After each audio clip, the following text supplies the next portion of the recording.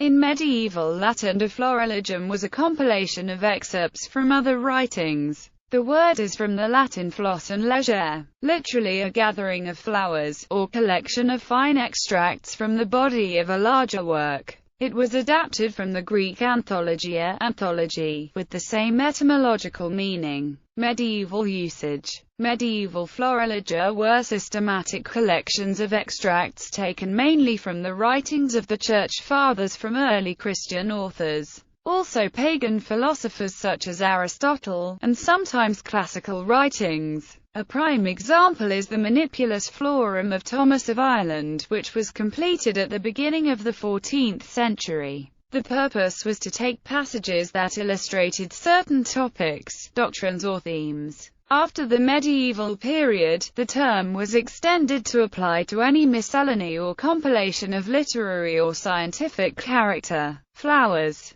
The term florilegia also applied literally to a treatise on flowers or medieval books that are dedicated to ornamental rather than the medicinal or utilitarian plants covered by herbals. The emergence of botanical illustration as a genre of art dates back to the 15th century, when herbals were printed containing illustrations of flowers. As printing techniques advanced, and new plants came to Europe from Ottoman Turkey in the 16th century, wealthy individuals and botanic gardens commissioned artists to record the beauty of these exotics in florilegia. Florilegia flourished in the 17th century when they were created to portray rare and exotic plants from far afield. Modern florilegia seek to record collections of plants, often now endangered, from within a particular garden or place. Florilegia are among the most lavish and expensive books to produce because of all the work required to produce them. Usage. The word applies especially to a collection of botanically accurate paintings of plants, done by botanical illustrators from life. A patristic anthology in Christian literature. The title of a scholarly journal published annually by the Canadian Society of Medievalists, Société Canadienne des Médiévistes.